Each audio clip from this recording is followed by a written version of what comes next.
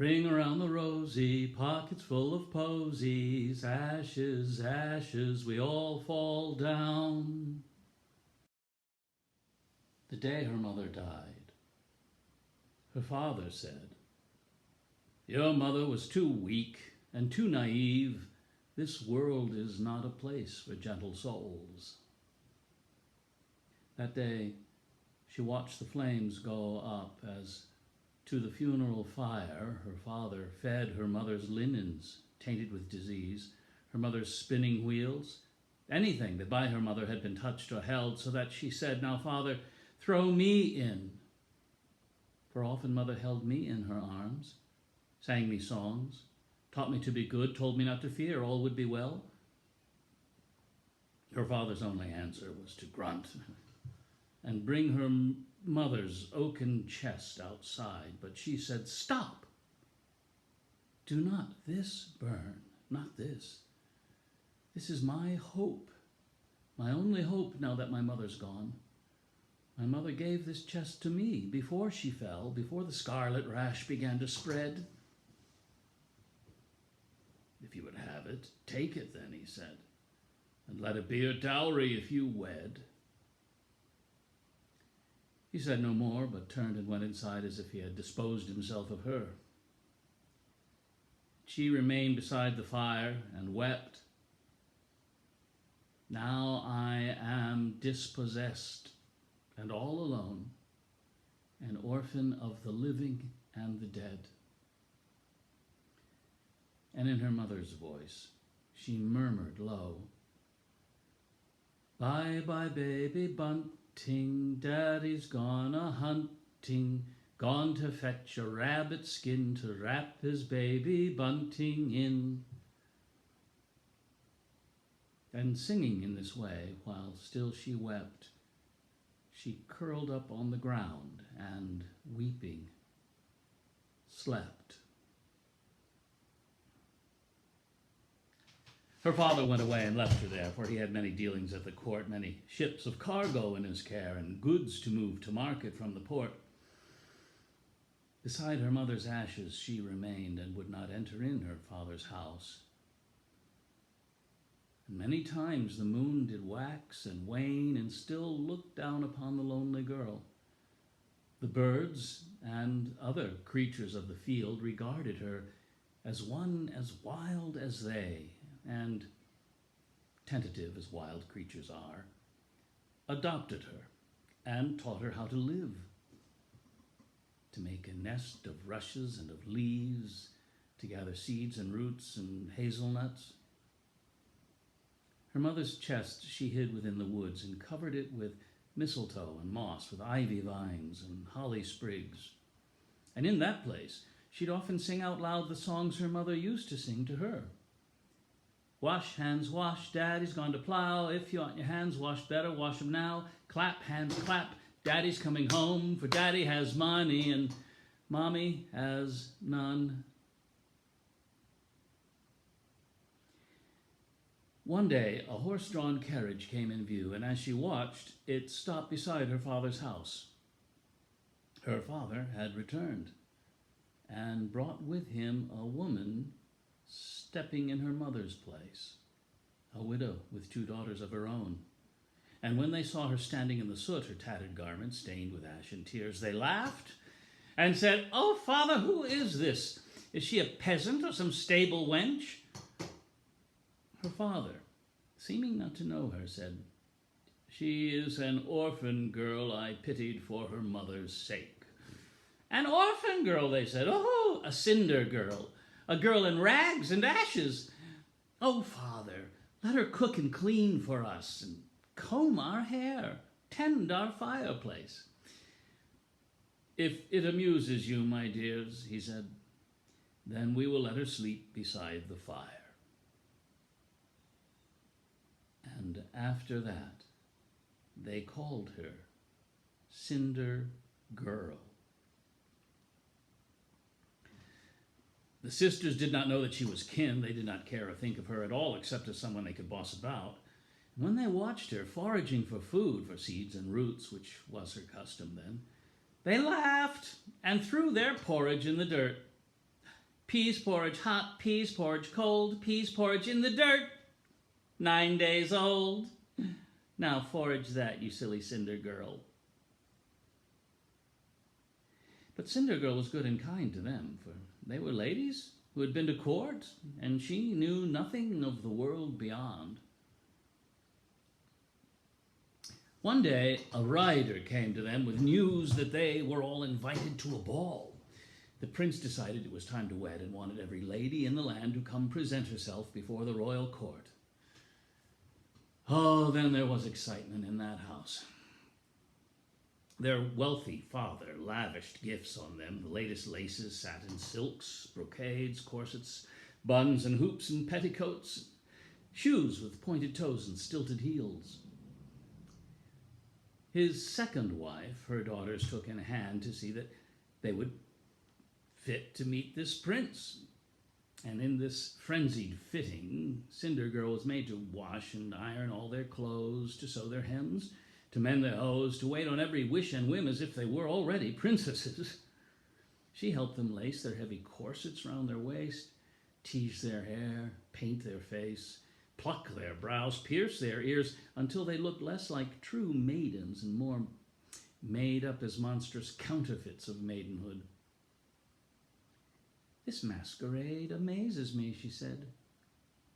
"It seems at court a woman must pretend to be a creature other than herself, to move about the way some puppets do, to put her puppet strings into the hands of him who ever after will command her curtsies, her manners, and her thought, of him who ever after will demand obedience and sole dependency. And all for what? To be a royal wife? I'd like to go myself and meet this prince and see what kind of court that he commands." "Oh, Cinder Girl," they said, "you're such a hoot. No one that looks like you is welcome there. You forage for your food, you sleep in soot, you are not fit to set your foot in court." When she had done her chores, she went away, determined that she'd have her night in court. In forest pools with lavender she bathed. With oil of rosemary she rubbed her skin. Thorny nettles she combed her tangles out, and then bound her hair in honeysuckle vines. Her mother's chest she took from out its hiding place and opened up the lid to peer inside. Before her eyes appeared a treasure trove. A gown of silk beset with golden pearls, a cape of velvet with a silver clasp, a pair of slippers spun from purest gold. "Now, mother, I will take this hope you give and take my fate in hands and truly live.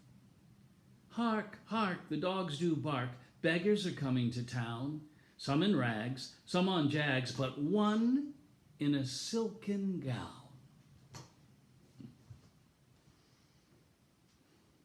How did she get to court? I don't know. Some say she rode a magic pumpkin coach.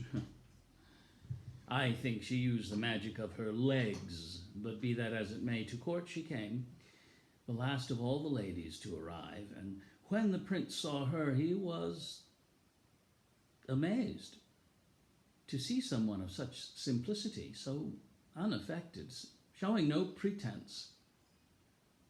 When Cinder Girl saw him, she was surprised. She thought he'd be commanding and aloof. Instead, she saw a man inside a mask, a royal mask of pomp and circumstance, but in his eyes she saw an other man, a man who was in hiding, like herself.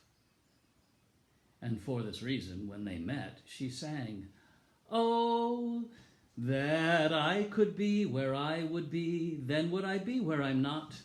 But where I am is where I must be, and where I would be, I cannot." This prompted him to step aside with her. "Fair lady, who are you? What is your name? Instead of answering, she asked of him, "Well, who are you beneath your golden crown?" "I am a prince," said he. "Oh, no, not so," said she. "You are a man. You walk upon the ground as others do." This gave him pause. "It seems to me that we are merely toys for some almighty player up above. Our happiness, our sorrows, but amuse some unseen eye, some strange divinity. When I agreed to have this ball tonight, I had no way of knowing what I'd find. The thought of doing nothing frightened me, for nothing comes of nothing, it is said. So I agreed to have this masquerade, and here we are. And here stand you and I at midnight on the threshold of the day. And in this meeting I am filled with feelings rich and strange and wonder at our meeting in this way, for you are fair, more fair than any she I've ever seen or heard described. And in this instant I would pledge my life if I could spend it only by your side." To his abrupt confession she replied, "A pearl set in a golden brooch is fair, but is it fair when it's lying in the dirt? Are pearls prized for beauty in themselves, or only when they fit in fashion's mold?" Said he, "I'd know your beauty anywhere." Said she, "Let's try and see if that is true. Now close your eyes and turn around 3 times. While you do this for me, I'll sing for you." He did as she requested, and she sang, blind man, sure you can't see? Turn round 3 times, try to catch me. Turn east, turn west, catch me if you can. Do you think you can find me, blind man?"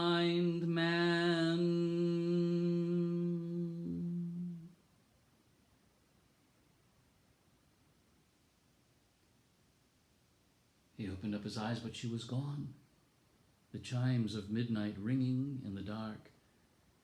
He searched throughout the palace, but found none to tell him who she was, where she went. He watched the partiers depart, but saw no hint of her he lost. Disconsolate, he sat upon the stairs until the morning light began to break, and then he caught a gleam of something golden on a bottom stair. He found a golden slipper lying there, and like a miner digging in the dark upon the point of giving up his search, finds a bit of gold within the wall, takes hope from that, and starts his search again. Just so, the prince took up the golden shoe, determined that he'd find the owner's foot, and so find her who had eluded him. And all the while that he was doing this, a girl in rags and ashes stood nearby. She watched him mount his horse and ride away, and wondered if his search would help him see. He searched throughout the land, and last of all he brought the golden slipper to her father's house. Outside the windows, Cinder girl observed the prince present the father with the golden shoe. "Does this belong to any maiden here?" The father took the golden shoe and said, "This is the garment of a woman gone." "I know that," said the prince. "That's why I'm here." "The one who last wore this is long since dead. She was my wife when she was still alive." "You mean to say I am searching for a ghost?" "I can't explain it any other way." "Perhaps you have a daughter in the house." "These are the only daughters that I have." The father motioned to the sisters seated there. The prince gave them the shoe and bid them try it on. They struggled, for their feet were fat and long, until their mother took an axe and said, "Now it is time to cut your toes to spite your feet." She cut the eldest daughter's toes away, bandaged up the foot to staunch the wound, and put the toeless foot inside the shoe. "Now, Majesty," she said, "here's a perfect fit. Now take my daughter with you and be wed, and blessings light upon your marriage bed." "Fair lady," said the prince, "I found you out. Now give me your consent to be my wife." "Oh, Majesty, I do," she said in pain. "I'll marry you if you will carry me." He raised her in his arms and carried her, the way a hunter carries off his prey. But as he crossed the threshold of the door, he stumbled with that daughter in his arms and, falling forward, landed on the dirt. Before his eyes, upon the dirt, he found a pearl, half covered with the mud. "Ring around the rosy, pockets full of posies, ashes, ashes, we all fall down." It was as if he had before been blind. For now the prince could see what he had done. He saw the wounded daughter lying there. He saw the golden slipper filled with blood. "Was it for me you suffered this abuse? It is the price a woman has to pay, if ever she should hope to wed a prince. I'm sorry for my sake you were deceived and suffered so to win me for your own. Now keep that golden slipper for your pains, but do not think to buy my heart with it. For one alone can claim my heart today, the one who took this blindness from my soul. For now I see, real beauty is not feigned. It springs from authenticity and truth." And looking up, he saw the Cinder girl. And she saw him, kneeling on the ground. "Now look at you, you low and muddy man. Perhaps we'll have to call you Cinder boy." Then, laughing, they took each other's hands and wandered where their hearts might truly lead. And what became of them? I don't know. The story's a fairy tale, of course. So happily ever after rules the form. And that's enough. Except perhaps to say, the two of them went to live over the hill, and if they're not gone, they live there still.